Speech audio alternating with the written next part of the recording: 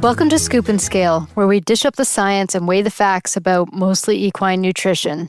I'm Jill Jackson, lifelong equestrian, podcast producer, and pony owner. I'm a dressage rider and at-home horse keeper, living the challenge of managing easy keepers on multiple acres of pasture. And I'm equine nutrition consultant, Dr. Claire Tunis of Clarity Equine Nutrition. I develop diet plans for horses ranging from metabolic seniors to Olympic athletes. I also consult for equine nutrition companies. I'm a scientist, dressage rider, and pony club mom. Claire and I have been horse friends for almost 20 years, and like all good horse friends, we're always talking horses. We talk about the challenges of managing our horses, our riding struggles, feeding horses, and what's going on in the wider equine community. This podcast is a place for us to have conversations mostly about equine nutrition. It's for anyone who wants to make better choices when it comes to feeding their horses. And before we get started, a quick disclaimer. The information in this podcast is general and not meant to replace the individualized advice of your own qualified equine nutritionist or veterinarian. And while I have a PhD in nutrition, I'm not a veterinarian and can't give medical advice. With that, thank you for joining us, and we hope you enjoy the following episode.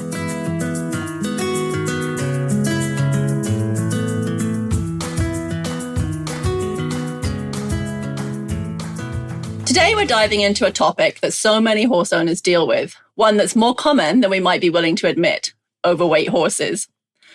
One of the biggest challenges we face is that we've normalized obesity in horses, especially in disciplines like hunters and dressage, where a well-rounded, covered horse is often seen as ideal. Over time, that visual standard shifts our perception, and what's actually overweight starts to look fit or well cared for.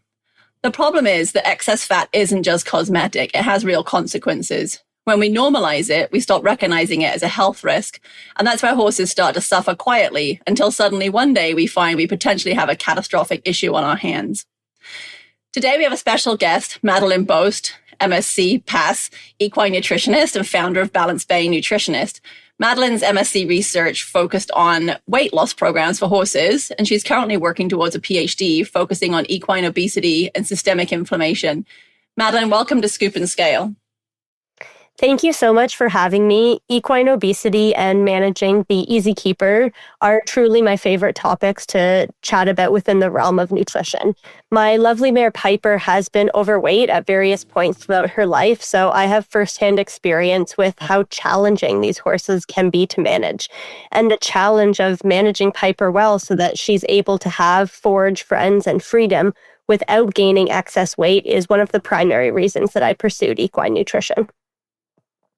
That's cool. Yeah, I think a personal experience often leads us down these rabbit holes, right? And before we get into today's topic, I want to ask about the PAS or PAS credentials. You and Claire both have. I'm not sure we've had a guest on before with those credentials, and if we have, we certainly haven't asked them about them. So could you explain to our listeners what PAS or PAS stands for? Yeah, PAS stands for Professional Animal Scientist. So this is a credential through the American Registry of Professional Animal Scientists. And it basically provides certification to those working in the animal science industry or field through examination, continuing education, and a commitment to a code of ethics. So essentially, it's a certification that takes into account both your education level and years of experience in the field, along with a competency exam that's species specific. So both Claire and I would have taken the equine exam. And it's not specific to nutrition, this PAS certification. It really is just a baseline for equine science understanding. Well, it seems to me that there are a lot more overweight horses out there than there used to be. Is that just my imagination, or do we actually have any facts about this? Like, has there actually been any research to quantify the issue of equine obesity, like that you're aware of? Yeah, we do actually have facts about this. There are quite a few studies looking at the prevalence of obesity in various equine populations. Some studies looking at obesity or overconditioning have estimated that about 48% of the horses in the population were obese or overweight, and that was in North Carolina. Another study based in Virginia quantified it at 51%. And other studies globally have estimated upwards of 30% of equine populations being overweight or obese. So we do know that it is a serious problem in the industry. And it's not just one in the United States, it sounds like. So I think it's definitely more, as I mentioned in the introduction, it's definitely more prevalent in some competition disciplines than others, right? I mean, for example, I'm not sure I've ever seen a fat polo pony or an overweight endurance horse, but certainly I've seen plenty of obese hunters. It's quite common, as I mentioned as well, like the dressage horses can sometimes get a little too round. Do we have any information on that sort of by discipline? Yeah, and anecdotally, I noticed the same thing for sure. So North Carolina State published a study in 2023, and they looked at the adiposity of hunter ponies and if it was related to performance in the discipline. So these ponies in the hunter world are judged on conformation and appearance, which is often termed or referred to as model score. The study looked at over 300 ponies, and 35% of them were considered obese. So that's a body condition score of 7 or higher. And the range of the body condition score of the ponies was 5.25 to 8.25. So none of the competing ponies were a body condition score lower than a 5. So none of them were underweight. None of them were underweight, exactly. And the researchers did find that there was a tendency for a relationship between their body condition score and the model score in all ponies. So this is really concerning, as it shows that elite competition ponies are overweight, and that's being rewarded. So the model score, is that like how they actually did in the competition? Like, are we saying that they actually placed better if they were more obese? Yeah, exactly. Okay. Yeah, they were scored higher, I guess. Yeah, there's been a lot of interest actually in the UK over the last several years that I'm aware of concerns of show horses being overweight. And the fat, similarly, again, I think anecdotally, but there's been a lot of articles in sort of the popular equine press back in England and the UK about the show horses being overweight and being placed well, and that this is what's winning. And so it's creating this culture of, well, we just have to make them, fatter, basically, to be successful in the show ring. So it's interesting that the same thing, there's actually research showing that that's happening in the US as well. And so, again, it is a global issue. And I think... Go ahead. And when discussing this research, the other aspect that I like to mention is that our perception of body conditions as horse owners is often skewed. And the research has documented this as well, that a horse owner will often underestimate their own horse's body condition and deem obesity as normal. So we not only have data that is showing an alarming number of horses are overweight or obese, but in certain disciplines, it's being rewarded and owners are maybe not even noticing that their horse is at a concerning body condition. Yeah, and I did some research. I never published it, but I did a little research study at UC Davis. And when I was there with a veterinarian in the vet school, and because I had this hunch that when you're body condition scoring, you may be a little biased by your background experience. So we actually had sort of a couple of people from the animal science department, a couple of veterinarians, some animal welfare, people that work in sort of animal welfare services. We had them, and they were paired. There were people who were very new to these, like a brand new vet versus a vet who'd been in practice for 20 years. And, if you had been somebody who had always worked in the endurance field, did you body condition score horses differently than somebody who had always worked, say, in the hunter field, right? Where you're bringing a bias of what your normal look like to the body condition scoring scale. And although we didn't publish the research and run any stats on it, it really was just like a little thing we did on a Saturday afternoon. But it was really interesting because it certainly appeared that people did bring a bias to how they condition scored their horses, and that their previous experience actually swayed how they thought. And the other thing that we did, which was interesting, is we had them body condition score them purely visually. So we had 20 horses and they just looked at them, versus then they had to put their hands on them. And putting their hands on them did make a difference. Just visually looking at them, they actually changed their scores when they really put their hands on them and really actually felt how overweight they were or how underweight they were. So that was really interesting too. But again, somewhat anecdotal because we didn't run any statistics on it, but it was very interesting nonetheless. And I should just point out for our listeners, if we use the word adipose or adiposity, that's a fancy scientific word for fat. I just want to say two things here. One, you had said that the study was on ponies, and this is not just a pony issue. And I think that maybe I'm just being pony protective because I'm a pony person, but this is not a pony issue. So if you are listening and you're like, I don't have a pony, this doesn't apply to me, it doesn't matter what breed horse you have, this applies to you. And secondly, this is not discipline specific. I know that polo and endurance ponies, but let's look at the Western halter horses. I mean, those horses have taken a turn in recent years and they are obese. So I think this is English Western. It doesn't matter what your discipline is. It doesn't matter what your breed is. Like, this applies to all horse owners. Yeah, and I've certainly worked with a lot of endurance horses who actually then when they retire really struggle with being overweight. Right. So so that's, we'll get into exercise and weight management later, but you're exactly right. I think it's really a good thing to point out to people that, yeah. Well, and you said, go ahead. And the other thing that I sometimes see is people will, horse owners might equate that a certain breed, if that horse is of that breed, well, then it's okay for them to look that way. And that's not true either. Obviously, some breeds are more predisposed to becoming overweight, but it is something that we need to monitor just the same across all disciplines and all breeds. Yep.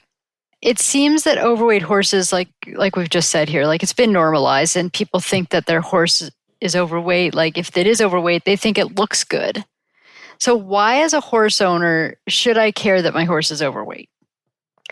There are a multitude of health consequences that we know are associated with obesity. To list a few, we have exercise intolerance. There's been shown to be an increased development of benign lipomas in the GI tract, poor thermoregulation, abnormal reproductive performance, insulin resistance, and laminitis are all health issues that are associated with obesity.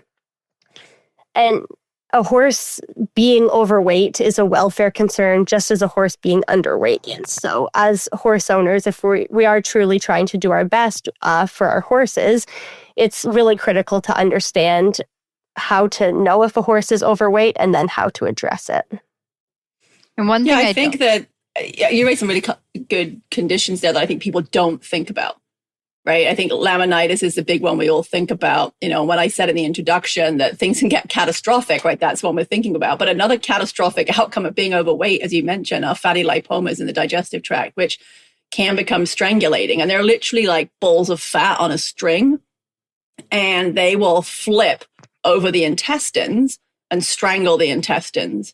And those colics are they're quite violent, is my understanding, and they're extremely quick.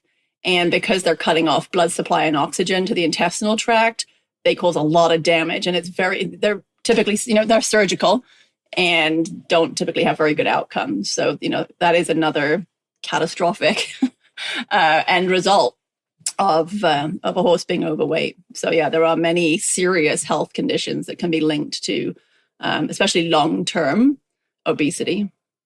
Yeah, for sure. One thing I don't think people consider when dealing with overweight senior horses is that if they're dealing with arthritis, like, being overweight is going to make it harder for them to get up and get down. Especially, in the winter right now, it's cold outside, there's snow on the ground, maybe there's some ice on the ground. Like, if they are overweight, it's much harder to get themselves back up. How can I tell if my horse's weight is actually good or whether they are overweight? So there's a really simple system that owners can use, which is called body condition scoring.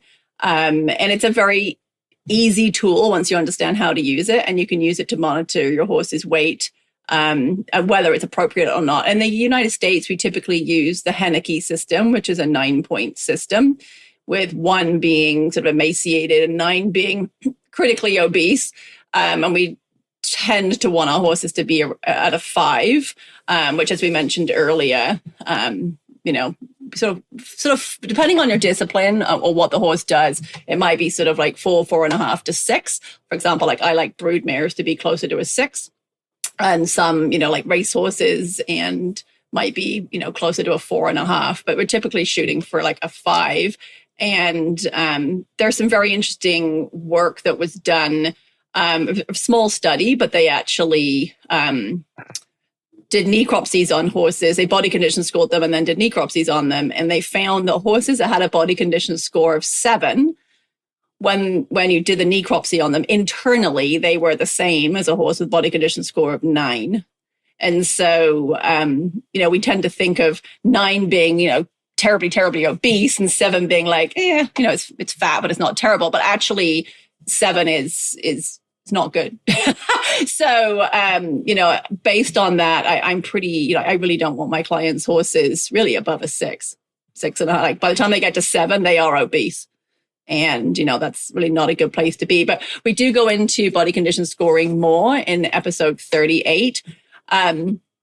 There are some other systems as well. I don't use them as much. One of them is the Cresty Neck scoring system. Madeline, do you use any of the other systems? For body condition scoring, I do also use the 9-point system. Like you said, the 5-point system is out there as well, but I prefer the 9-point personally. I do incorporate Cresty Neck scoring into my work. And I want to go back to what you said about the biases in body condition scoring, because this is something that interests me a lot. And one aspect of my PhD research that I'm really excited about is we're going to be measuring subcutaneous fat with ultrasound.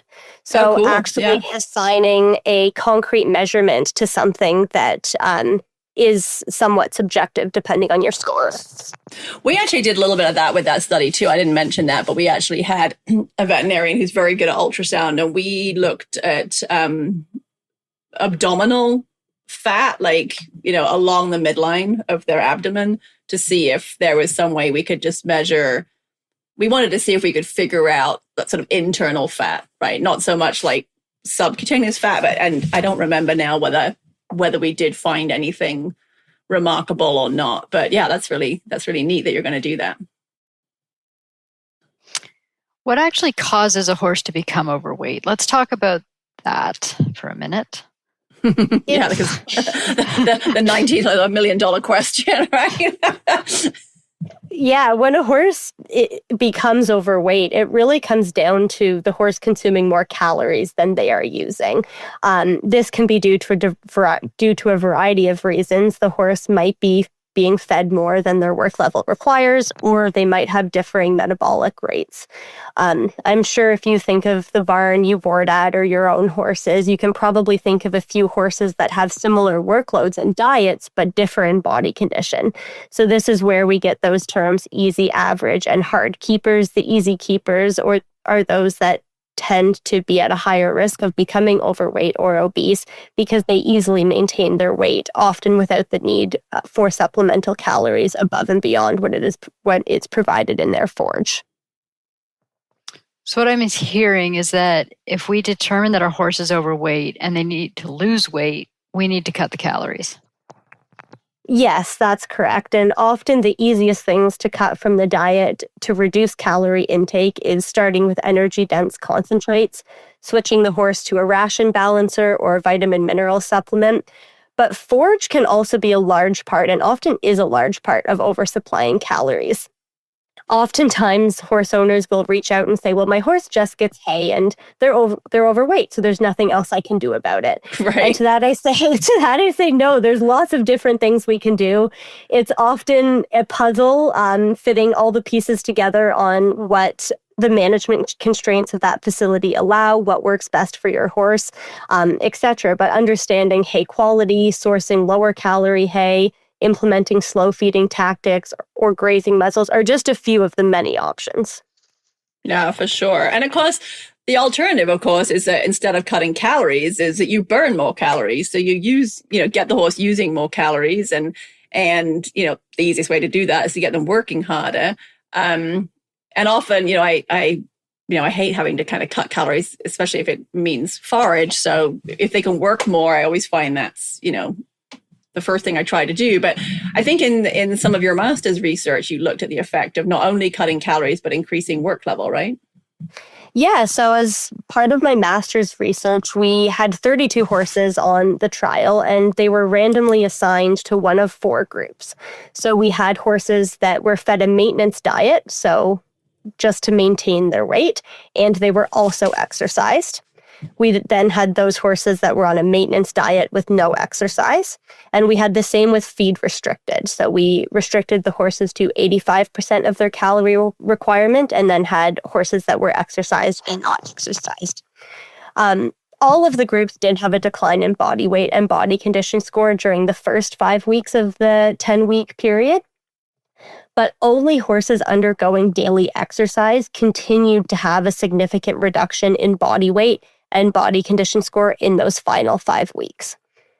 Additionally, only the horses that were feed restricted with exercise or not feed restricted but had exercise had a significant reduction in crusty neck score. So both feed restriction and exercise are important for healthy weight loss, but only those strategies which included exercise reduced the fat deposits that we know are implicated in metabolic dysregulation in horses. That's really interesting. And of course, working harder is not an option if your horse is already dealing with laminitis and is unsound. And that always really kills me when that happens, right? When you're trying to get weight off a horse and they can't work because they're footsore. So it's really important to get ahead of this while your horse can work and before you're dealing with these conditions that would make it so that they can't work harder. And for me, as I mentioned, working harder is always my preference for weight loss, and cutting calories is so often, as you mentioned before, these easy keepers, they've already cut out the calorie dense feed. They've already, done that. And so now you're looking at making changes to forage, which, you sort of hinted at is hard to do in some boarding situations because you don't really have as much control as you might if you kept your horse at home. And cutting the amount of forage is something I always dislike doing because I always want to keep as much forage in front of a horse as possible because that's, they're designed to eat, ample forage all day long. So, one of the things I often hear from my clients is that they think that the horse is working harder than they actually are, though. So, it's a bit of a shock that I get sort of intake forms where they say, and this horse is in moderate to hard work. And I look at it and I'm like, yeah, working for 30 minutes, 4 days a week, sort of 5 minutes of canter, 10 minutes of trot is not really moderate to hard work. So do you find the same, that people that come to you are sort of misclassifying that how hard their horse is actually working? Yeah, I do find that with most horse owners. And honestly, I've even caught myself doing the same thing. During my master's research, when we were working on that trial, I actually started using a riding app to track our rides. So it would provide me a breakdown of how long I rode for and the time frame of walk, trot, and canter. And most of my rides, I wasn't even hitting 20 minutes of active work at the trot or canter. And I'm thinking, wow, I've really got to change this. So when it comes to looking at workloads for weight loss, I do highly recommend tracking it instead of just saying, oh, well, I think it's a moderate work level. And if we go back to the trial for a moment, the other point that I want to mention is the exercise the horses were doing wasn't anything your average horse can't do. The horses were hand walked for 15 minutes and lunged for 20 minutes, 10 minutes each direction at an active trot, and then hand walked for 10 minutes afterwards. So it was active. The targeted heart rate was 150 beats per minute, but that was done 5 days a week and did make a statistically significant difference for their weight loss. I really appreciate you sharing actually exactly what you did, because I think most people have the facility to be able to lunge their horse. Right? They may, you can literally do that in the corner of a field. If if your field has fairly flat footing and because again, I get that from people too, is, well, I don't have an arena, or I don't have the ability to get out, there's sort of, so I think it's really good for people to hear that it actually wasn't anything unreasonable that you did that actually caused, some significant weight loss that you could actually measure. So that's really useful to hear. And I want to add to that, like, if you have a senior horse and they, you go, oh, well, he's retired and he's turned out in the pasture and he's on 5 acres so he can walk around all day. I mean, I hate to break it to you, but he's probably walking from the barn in the morning to the round bale and standing with his face in it all day, right? Like, it's pretty easy to just, and I have this picture that I think is funny when I lived in Colorado, I have 3 Great Danes, and I would take we would walk the dogs, and I would hand walk my pony, and we would go around the neighborhood. And of course, the neighbors thought it was really funny that I was walking 3 Great Danes and a pony. But it's as easy as just... It is funny. It is. It is. It's a little funny, but it's as easy as that, right? Like, just because they're retired, it doesn't mean you can't take them for a walk up the driveway or walk them around the indoor arena, or, that doesn't take, you don't have to have a facility for that just to get, and like you said, we're not really getting their heart rates up. You're not trotting them or anything, but just getting them actually moving. And for any arthritic horse, movement is great. So that's something, to keep in mind if your horse is overweight. Like, you can just take them for a little walk. Yeah, and honestly, I do with my mare. There are some days where I don't have time to get out there and tack up and do the whole riding thing. So we just go for a walk, and we'll walk for an hour instead. Us Canadians, just out there walking our ponies. Yeah, I don't have the luxury of an arena, so we do lots of walks. Right. Yeah, you have to get creative, and I think that's actually one thing I really hope listeners who listen to this episode take away from this is that one of the things I run up against a lot when I'm trying to help people with weight management with their horses is, people are, I think, feeling quite defeated, and they often have a reason why what I'm suggesting won't work, right? Like, you have to have an open mind. You have to be willing, to sort of use the phrase, think outside the box, right? You just have to be able to get creative, right? And come up with things that maybe you haven't thought of before, or ways to do things that, that just little bits here and there, it adds up and it makes a difference. But I often hear, well, I can't do that because my barn owner won't let me, or I can't do that because I don't have an arena, or I can't do that, and it's like, no, like, if that's your answer to everything, then we're not going to fix this problem. Right. Yeah, for sure. I think that's a great point. And most of the weight loss programs I do are creative because you do have to work within certain constraints. Absolutely. Yeah. So before we talk about ways to safely cut calories, I just wanted to pick up on a point you made earlier about exercise helping horses to lose certain types of fat, which is important for metabolic regulation. Because I really want our listeners to take away as well from this episode that fat is not benign, right? We used to think that fat was just fat and it just sat there in your fat cells. And I remember when I was in grad school, learning that you never actually get rid of your fat cells. You just sort of empty them out and they stay there and refill again later if you consume too many calories. It was a very disappointing lecture. It's like maybe the one lecture from that course that I actually remember because it was so disappointing.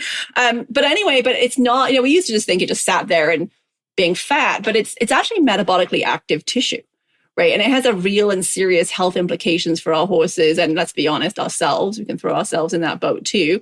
It's doing the same things that are happening to us metabolically if we're overweight.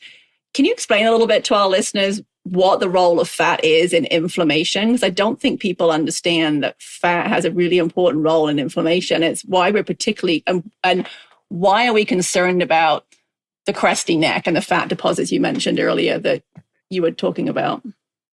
Yeah, so like you said, fat is metabolically active tissue. And in overweight horses, particularly those with regional fat deposits, such as a crusty neck, the fat cells actually release inflammatory mediators that drive chronic inflammation throughout the body. So this increases the systemic inflammation in the horse and then might contribute to inflammatory disorders such as laminitis or osteoarthritis. So even if you haven't had a critical health event with your horse that's overweight, there are biological processes at play that you're maybe not realizing. For example, prostaglandin or PGE2 is a signaling molecule involved in pain and the inflammatory responses, and elevated levels indicate a heightened inflammatory state. And we know that this is upregulated in horses that are obese, and overweight horses have higher concentrations of this signaling molecule in their plasma. So there is more going on than maybe meets the eye when you're looking at an overweight horse in the paddock that hasn't had a critical issue, such as a lipoma in their GI tract or laminitis. So it's kind of like a slow burn is what I'm hearing you say. It's kind of like this slow... And also what I'm hearing you say too is this, to Jill's point with potentially arthritic seniors, aside from it being harder for them to get up and down, it sounds like if they're overweight, and especially if they have some of these regional fat pads, the inflammatory markers that are being released by that fat may actually be making their arthritis worse. Yeah, and I think back to the joint supplement episode that you guys did recently, and owners are so concerned about finding the best joint supplement to support their working horse. But if your horse is overweight, are you fighting a losing battle? Maybe. Yeah, that's a fair point, right? Where I always have people coming in wanting, I have so many people that come to me, the horses that have inflammatory conditions, right? And we're trying to sort of knock them on the head with really potent omega-3s and, other things that are out there, which are certainly important and should be in the diet. But yeah, it's a really good point. It's a bit of a losing battle if you're just kind of, you're not actually getting rid of the potential, one of the root causes or root things that's contributing, for sure. And I think it's important to note for people that not all fat horses are insulin dysregulated or have equine metabolic syndrome, right? But there are certain physical profiles that suggest that an individual horse does have these conditions. Can you describe, what do those horses look like? Because I know I have them come into my work. They come to me and they send me their photographs and I look at them and go, oh, this looks metabolic. So can you talk a little bit about that? Yeah, I think the biggest thing is the abnormal fat deposits. So you have that crusty neck. And if you've ever seen an overweight donkey, it's really obvious on them, that really bulge of fat along their neck. But the same thing happens in horses. Also, fat deposits behind the shoulder or over the tail head are also really common. And there are also breeds that are at a higher risk. So Morgans and ponies or Andalusians, for example, are at a greater risk of developing equine metabolic syndrome. Yeah, I think there was some research that came out of Australia that did they have thoroughbreds and ponies and Andalusians, and they actually found that the Andalusians had greater insulin dysregulation than the ponies, which was pretty eye-opening. And certainly that breed, and that's a really good breed to kind of mention for a second, because again, I get people sort of saying, oh, but that's how his neck is supposed to be.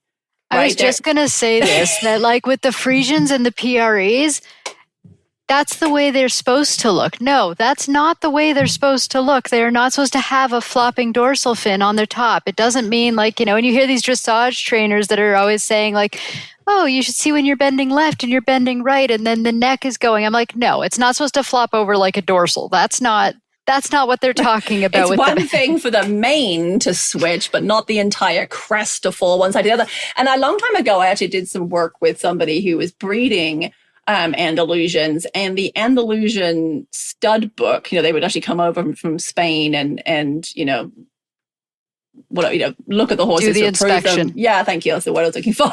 And to put them in their stud book, they've actually become they will not, a horse that has what we call a broken crest is not allowed in the stud book. It is now seen as a, sort of a failing, it's not allowed. And I mean, some of those horses, the older ones that I saw, literally stood behind them and it was like their necks did an S curve because there was so much fat. And I've seen it in ponies too, where when you stand on the side with no mane, they don't look that bad. It's because it's fallen over to the other side. And so when you're standing on the side with no mane, it looks great. But when you go on the manes and lift the mane up, you can't actually physically lift the mane up, because to lift the mane up, you have to lift the entire fat deposit that the mane is growing out of. So again, it's one of the reasons why you have to put your hands on these horses and not just look from a distance and go, oh, that doesn't look cresty. But just because your horse has a really nice neck set that comes out of the wither and the shoulder really well and sort of goes uphill and has that nice curve to it, does not mean that that crest should be full of fat. And I always say to people, if it feels like memory foam, because that's the other thing I hear too, oh, but it's muscle. Right, he just has a really well-developed, top line because of the work we do. Awesome. That should not feel like memory foam. If you put your thumb in it and it feels like memory foam, that is not muscle, that's fat. Yeah, that's a great point. Yeah. I also just want to say before we go on that you had mentioned donkeys and the fat pads on donkeys. To all of our donkey listeners, we hear you. We have it on our schedule to talk about donkey health and feeding donkeys for 2026 because we get so many requests to talk about feeding donkeys. So and I it will is say, on, yeah. it's on the schedule. And when donkeys get fat, they are so hard to get the weight off of. Please don't let your donkey get overweight. Like, it is, I would like to say, almost virtually impossible to get the weight off of them. They are so hard to get the weight off of them. Do you have that experience? You own a donkey? Yeah, I do have a donkey. He's a mini donkey, and I actually had a saddle fitter out for my mare last fall. And I thought you were going to say for the donkey. I got excited for a second. And she gasped when she saw him because she was like, "I don't think I've ever seen a skinny donkey." And I was like, "Well, I wouldn't say he's skinny by any means, but he's not morbidly obese." Yeah, they can get really fat. Okay, so I walk out to the barn. I've got my eyes open now. I did my scoring, and I realized that my horse actually has fat pads. Should I be contacting my veterinarian? Is that the next step? Whenever a health issue is potentially at play or suspected, your veterinarian should be your first call. Although diet and exercise are prominent management tactics, there are some medical interventions that might be required. So I am always a fan for having the vet on board first and working as part of a team when we're dealing with weight loss cases. Yeah, absolutely. And I think I would just chime in that, and you probably feel the same way, is that if you have those fat pads, like, I want to know, is this horse actually insulin dysregulated? And because that really does influence how we're going to feed it and manage it. And the only way we're going to know that if your veterinarian gets involved and does some blood work. So, yeah, absolutely. Reaching out to your vet so that it can be done as a first step before you go to the nutritionist is really useful, because then as nutritionists, we have all the pieces in that we need to help you figure out how to feed your horse. And we also need that blood work to be able to then go back later after we've created an intervention plan. We then have to go back and retest the horse to see if it's working or not. And have we actually influenced their insulin regulation, and are we in a better place, or do we need to make further adjustments to our plan? So to your point, it is definitely a team effort. And yes, best case scenario, you have your vet out, they pull blood, and you learn it's not insulin dysregulated. It is just fat. And we still are going to make a plan there, but it's a little less critical than it is if they're also actually insulin dysregulated. Yeah, for sure. And it definitely influences the plan that I make for that horse. So, yeah. So I walk outside, I take my winter blanket off my horse, I do my body condition scoring. He's a 7. What do I do next? Like, how do we safely start making adjustments? Obviously, we do things little and often. We know that. So, we're not going to go out there and just cut everything. So can you talk about that for a minute, how we're safely going to be able to do this? Yeah, I think safety is a really key part of weight loss, because we've touched on it already, that part of the reason that managing these horses isn't so easy is the fact that horses are grazers. We can't starve them or suddenly reduce their forage intake. That will be disastrous. So safe weight loss really starts with a holistic approach and taking all of the factors into account, both diet and exercise. So when we look at their diet, the forage amount and the quality is immensely important. In my opinion, I find that one of the most overlooked values on a hay analysis is the digestible energy or calorie content.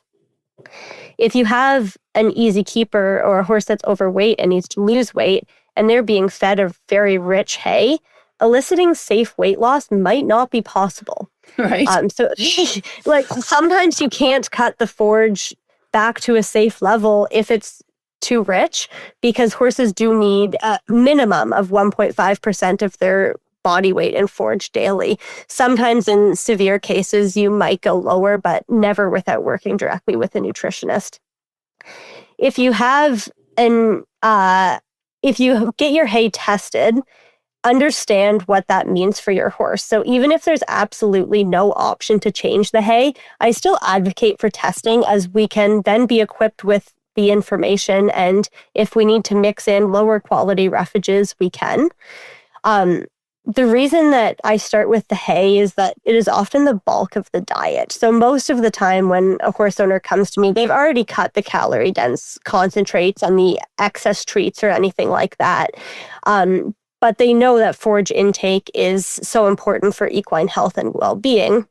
So if the horse should consume about 2% of their body weight in forage daily, and we need to be reducing that, it needs to be done carefully and slowly.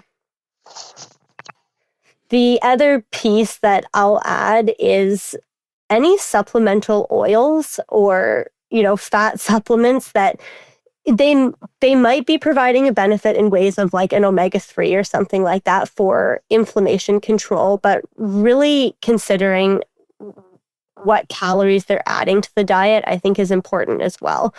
Horses on weight loss programs do still need either a ration balancer or vitamin mineral supplement. We don't want to be causing nutritional deficiencies by only feeding them hay. And the process is not quick. So depending on how much weight your horse needs to lose, it's often multiple months of restriction before an ideal condition is reached. Your horse isn't going from a body condition score of a 7 or 8 down to a 5 in 4 weeks. That's not safe, and that's not going to happen. So we really look at implementing changes slowly and reducing rations by no more than 10% about every 10 to even 14 days. Yeah, and I think it's important that like people understand that there are some really, if you start mobilizing this adipose tissue, this fat tissue, you're going to have more what we call triglycerides circulating in your blood. And there are some health conditions associated with having too much, triglycerides circulating in your blood that have some negative consequences. So if you suddenly starve a horse, in inverted commas, to try and get it to lose weight, you can create some other, potentially quite detrimental health conditions that can have, can be quite serious. Beyond the fact that you might end up with a leaner horse that now has gastric ulcers or other things by cutting out too much forage. And so I've seen that happen before too. So you don't want to substitute one potential health crisis with another health complication. So it is, slow and steady is definitely key. Yeah, for sure. I want to say something really quick about what you said about adding in other forages, because I see this a lot on social media groups when people try to give lower quality hay and they go, well, my horse won't eat it. Well, yeah, because just because they didn't eat it in the last 6 hours, you don't go out and throw them better quality hay. I mean, you're just they're training you to give them better hay. You've got to mix it together. They will eventually eat it. And I see that all the time. Like I tried for a week and they just left it there. They left it in the hay net. They wouldn't touch it. They will. Just stop bringing them the good stuff and they will eventually start eating it. Now, I don't want your horse to go on a hunger strike. Obviously, you need to monitor it, but you can't just wait, a few hours and be like, well, they didn't touch that flake. Give it some time. They're not going to get ulcers in 2 hours because they didn't touch one flake of hay. So I think that that's really important too. Like you do have to be a little bit creative about how you're mixing it together when you're going to start adding in something that's of a lesser quality. Yeah, then, totally.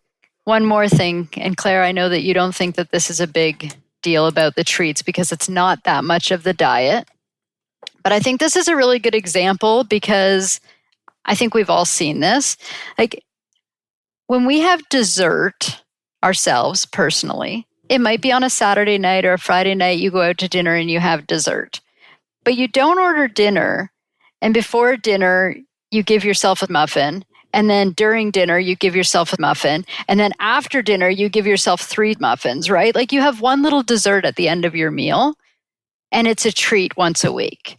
And I see all these owners that are giving like handfuls, right? Oh, you're such a good pony when you get to the barn, and then you bring them in the cross ties and they get another handful. And then before you get on them, you give them some. And then after you get off of them, you give them some. And then you put some in their meal. Like it is a treat. So, think about that. What treat you are giving and how many you're actually giving, because it doesn't seem like a lot, but those calories do add up when you're giving handfuls of them at a time. I know, Claire. Yeah. I know you don't think it's a big deal. It's a big deal. No, I just want to say for the record that I read the dessert menu before the entree menu. So do I. So that I can plan every time. I am so disappointed if I go to if you're in one of those restaurants and they bring you the menu and it's only the appetizers and the entrees. And I'm like, where's the dessert menu? Like, I need to see the dessert menu so I can plan my entree. You're validating my point that you are cutting your calories during dinner to make room for that. And I don't think Exactly. horse owners think about that when they're feeding treats. They're just like, I love you. Like you're killing them with kindness by giving them so many treats. Yeah, it totally is killing them with kindness. And obviously, I'm a horse owner. I do enjoy giving my horse treats, but We all do. With her being of that type that she is an easier keeper, I'm very conscious of what I give her. And sometimes she's not getting an apple. She's maybe getting a half a stalk of celery. Right. That's a good example, right? Like, and you can cut up that celery and you can give her a whole bunch of little pieces of celery, not even a big deal. But you're not going to give her a half a bag of muffins. And I will say, when she did make the transition from having a bit more lenience with the treats she got to being quite conscious of what treats I was giving her, she did protest a bit. She did not want to eat the celery. And now she thinks celery is super fantastic. I don't like celery either. Maybe I need to I need to try this. I don't eat a lot of celery, and growing up in England, we don't do peanut butter. And so when my kid was in preschool, it was like the most bizarrest thing when she came home talking about ants on a log. And I'm like, What are you talking about? Like celery with peanut butter with raisins on top? This sounds like the most disgusting thing ever. But actually, it's quite good. So yes, this is one of those things that, when you live in a different country, you're like, you do what? You put peanut butter on celery? That's just like bizarre. So yeah, I'm not a huge celery fan, but it is quite good with peanut butter and raisins. So in reality, for this overweight horse, it is going to come down to forage management a lot of times, right? Because as you said, oftentimes by the time people come to you or I for help, hopefully they've already cut out, the high calorie things they were feeding. They've done that. They've done the things that are sort of easy to do, and they don't quite know what to do next. And they don't think they have any other options. But, to your point, the type and quantity of forage matter. So I think what I heard you say was sort of cutting the forage back by 10%. Is that what I heard you mention earlier? 10% of like the calorie total. Oh, of the calories. Yeah. Okay. So that's going to be a little bit tricky for people. I mean, this is where the value of working with a nutritionist comes from, because, we can help you figure out what the total calorie content of your diet is and how much hay, for example, 10% of your calories would actually be, while trying to maintain that 1.5% minimum intake per day as forage. So yeah, it can be tricky to figure out. Yeah, and in terms of like going back to the forage quality, mature grassy hays are generally what owners should be seeking out if they're looking for a lower calorie forage option, so that the horse can, in theory, consume more volume-wise. Right. So if I use Piper for an example, in previous years when I've had hay that was higher in calories, I was weighing her hay daily, and she was being fed 1.6% of her body weight in that forage to maintain her healthy body condition. But that meant doubling up slow feeding nets, having to break up her hay ration into 3 feedings daily. It wasn't ideal management by any means, and that in some cases is not practical to implement. Whereas now that I specifically source lower calorie hay, she can eat 2% of her body weight in that hay daily without gaining weight. I have 2 ponies, and our regular listeners know I grow my own hay, and I'm always striving to grow the lowest nutritional value hay. That sounds funny to say because most people are worried about how good quality hay. I'm looking for low quality hay, but I do that so they can have unlimited feed and I don't have to worry about them gaining too much weight. But I also control the intake by using slow feeder nets. Is that something you recommend? Yes, I am a huge fan of slow feeders, and there are, of course, so many different kinds. We have the regular hay nets, there's like the ground pillows, wall feeders, paddock feeders. The list is honestly quite extensive. And when you're shopping for a slow feeder for your horse and deciding what to try out, I always recommend taking their current normal into account. So if your horse has never used a slow feeder, you might be looking at a net that has a 1.5 inch or even 2-inch net hole. However, for those very easy keepers out there or horses that are used to slow feeders, they get good at it really quickly. So seeking out smaller whole nets is generally required. Some companies will even have down to 1-inch or half-inch nets that you can use. Yeah, and I've actually put 2 nets inside each other for some horses. The barn that we bought at currently provides porta grazers, which are like barrels that have a lid that drops into it that has holes in it. And the holes are probably 4 inches across. And I think there's maybe like 5 holes in the lid, and it just drops down as the hay level inside the barrel drops down. But for my daughter's pony, he can still get through that pretty quickly. So there are times where we actually put the hay in a net inside the porta grazer, and that really slows him down. And it makes that restricted hay last longer. I think that's the key of what we're trying to do with this, is that because we've taken away some amount of forage, if it wasn't restricted in some kind of slow feeder, they would consume it quite quickly and then be standing around for periods not able to eat. And what we're trying to do is to slow them down and make that limited amount of hay last much longer, so they don't get bored and they're still having a lot of acid production constantly to buffer stomach acid. Saliva production, to buffer stomach acid, that kind of thing. So that's where they're really, really beneficial in this situation. But knowing what your hay quality is, we've said this before in other episodes. The reality is that yes, a stemmy grass hay, more mature grass hay is going to be a better bet than a nice leafy green immature hay. But the reality is, right, is that you're only going to know if you test your hay. And you touched on this earlier. Like with these horses, it really is ideal if you can get the hay tested. So are there any criteria for those that are getting their hay tested that you're looking for on that hay test, specifically when dealing with an easy keeper? Yeah, so I will often look at the percentages of acid detergent fiber and neutral detergent fiber. So that essentially is you're looking at the cellulose and hemicellulose, along with the relative feed value and the digestible energy content. So these values can be used to classify the hay into a grading system. So the system that I primarily use is by the American Forage and Grassland Council. And within that system, there are 5 grades. And so grade 3 and 4 are hay types that we want to be looking at for our easy keepers. And the relative feed value of this type of hay normally ranges from about 75 to 102.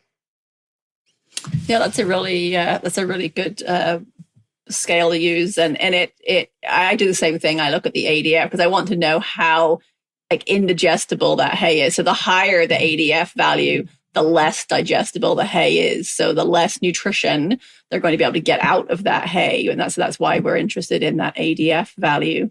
But I think it's really important to understand that as the ADF value goes up, and this, I see hays that maybe have typically hays with a really good quality hay has a ADF in the low 30%, right? So a hay I'm going to pick for a broodmare and foal might be, 30 to 34% ADF, something like that. And just, a typical working horse, high performance horse might be similar, or it might be sort of 32 to 36. And you're getting up into the high 30s for these easy keeper type horses, maybe even 40. I don't like to really go above. I don't. Where's your cutoff? Do you like going above 40%? I'm always a bit cautious about that.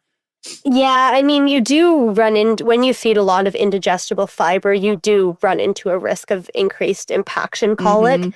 So I don't like to go below a relative feed value of 75, or even looking at the neutral detergent fiber, around 65, I would say is generally the cutoff, because it is something you have to be conscious of. Yeah. And something to keep in mind, and we've said it in passing, but one of the reasons why a ration balancer is so important for these horses is that on paper, that lower nutritional value hay with its higher ADF value and lower relative feed value, it might have a crude protein of say 12%, which is very reasonable. However, if that protein is all bound up inside structural carbohydrate and unavailable to the horse, because the fermentation of that structural carbohydrate happens in the hindgut and the absorption of protein happens in the small intestine, which precedes the hindgut, they may not be able to access that protein and use it. So this is where the ration balances that are actually quite high in protein, 30% protein, can be quite important, because you can end up with horses that are being fed this low nutritional value hay that may not actually be meeting their protein requirements, even though on paper it looks like, because in the lab, you don't have this concern. You're putting it in a test tube or in a beaker or Bunsen burner doing this laptop test that says, oh, it has 12% protein. It doesn't mean that protein is actually available to the horse. So that's one reason why the ration balances are so important. Yeah, I think that's a really good point to add. And with looking at ration balancers, I know a lot of people will like, oh, well, I don't want to feed grains, but it's not a grain. It's a concentrate feed that is a really concentrated source of protein, vitamins, and minerals, and often an awesome tool for managing these horses. Yeah. Do you utilize hay soaking very much? Like, I know you're in Canada. Like, soaking in the winter is probably miserable, but do you use that much with your clients? Sometimes, this actually goes back to chatting about having the vet involved and if there actually is insulin dysregulation at play or if we're just trying to manage weight loss. So I do use it, but it isn't always practical. It's really not practical in the winter. It's been like negative 30 degrees Celsius here for weeks, I feel like. So if laminitis is at play or if there's elevated blood insulin, we're definitely soaking the hay. But in many cases, it's really challenging for owners to implement. And when it comes to soaking hay, how it's managed is really important. So you want to ensure that the hay is being fully submerged in the water, 30 minutes if you're using warm water, 1 hour if you're using cold water. And then the hay should also not sit for a prolonged period after soaking. So ideally, we're feeding it kind of right after. We're draining the water from it and then feeding it to the horse to reduce the risk of it spoiling. So it is a tool that I keep in the toolbox, but it's not something I'm using in every weight loss case. And, it sounds great, but let's be realistic. Like if you're boarding your horse, the chances of soaking are slim, especially like in cold climates. I mean, you're in Canada. I live in Iowa. It was negative 45, negative 42 Celsius for listeners not in the US. I mean, nobody's soaking their hay, right? And, the barn owner or their staff may not be willing to do it either. They may not even have drains in their barn and, they have to take it outside and dump the water, whatever. It's just not going to happen. They also might not be willing to fill slow feeders. So what do you do if you board and you don't have that much control over how it's being fed? Management constraints are a reality. So this is something that almost all horse owners that I work with are dealing with in one form or another. And sometimes the textbook solution can't be implemented for your horse, and that's okay. I have clients that have their horse living outside 24/7 in a herd environment and can't change the hay or how it is fed. Well, then we implement a grazing muzzle for that individual horse because that is the tactic that works in that environment. Other cases that hay nets can be used, but the hay can't be changed or fed in multiple meals, well, then maybe we incorporate some straw to reduce calorie intake or a lower nutritional quality hay. So don't be afraid to get creative with it. And I'll even use my 2 horses as an example. So I have my Easy Keeper Piper, and my other horse that she lives with is a 30-year-old retired quarter horse Finnegan, who is not an easy keeper. And so managing them together is challenging, but all of their hay is fed in a slow feeder. I do prioritize grade 3 or 4 hay. And then I actually also use a grazing muzzle on my mare to essentially double up her slow feeding without doubling up the slow feeding for my gelding, because he can realistically eat as much hay as he feels like. That's a really interesting tactic, yeah. I think that people don't realize that with the grazing, they think of using a grazing muzzle for grass, but the horses can eat through the hay net with the grazing muzzle very, very easily. It's not, they figure it out really quick. Yes. And I'm currently in Arizona and I'm boarding my horse, which I don't normally do. And he also eats in hay nets, and I don't want to put the barn owner out with having to fill my nets. And so we've come up to an agreement that she feeds him part of his hay and throws it in the stall, and then she leaves part of it sitting out for me. So when I'm at the barn, I fill the nets and hang them. And then every time I go, there's just like flakes of hay sitting there and I fill it. So like, talk to your barn owner, don't demand it of them, but talk to them. And, you might be able to come up with a solution that works for both of you. But the best solution really is prevention and not letting them get fat in the first place. So many horses get fat in the spring because they're given unlimited access. I mean, we all want to get out in the spring and run around in the grass, right? Like, I totally get it. But we give them unlimited pasture, and that has a potential danger because of all the sugar. And those horses are already insulin dysregulated.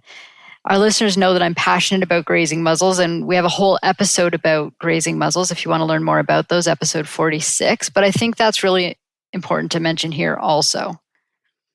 Yeah, muzzles are a really valuable tool in many cases. I'm an advocate for them. Like I said, I use it for my own mare.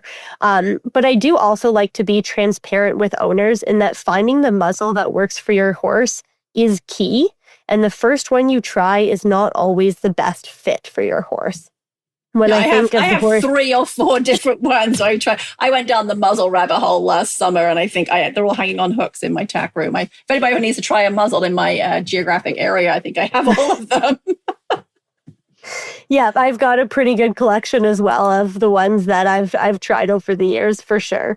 But using a muzzle can be extremely effective for restricting pasture intake, and depending on the studies and various factors such as pasture length, the restriction can be about 30 to 80% depending on those various factors. So they are quite effective, but don't be afraid to try out a few different types with your horse to really find the one that works best. I think sometimes people with hard keepers look at this and think, I wish I had that problem. It's so hard to put weight on my horse. But we see this at Clarity all the time, like the other side of the coin. And when you have a horse with a metabolic issue or a history of laminitis and you're trying to safely reduce intake while keeping hay in front of them all the time, like, it's a real challenge. And you're constantly balancing gut health, mental well-being, calorie control. Like, it's not as simply as just feeding less. Like, it's a real management, struggle, and you have to be really creative. Is there anything else you'd like to share with our listeners before we go? Yeah, these horses can be some of the most difficult to manage, but there are a variety of tools to try along with various management strategies that can be implemented if your horse is overweight. So at the end of the day, try not to be overwhelmed with those options. From personal experience, I do know how difficult it can be, and just keep trying to find the best combination for your horse and seek professional help if you feel like you've hit a roadblock.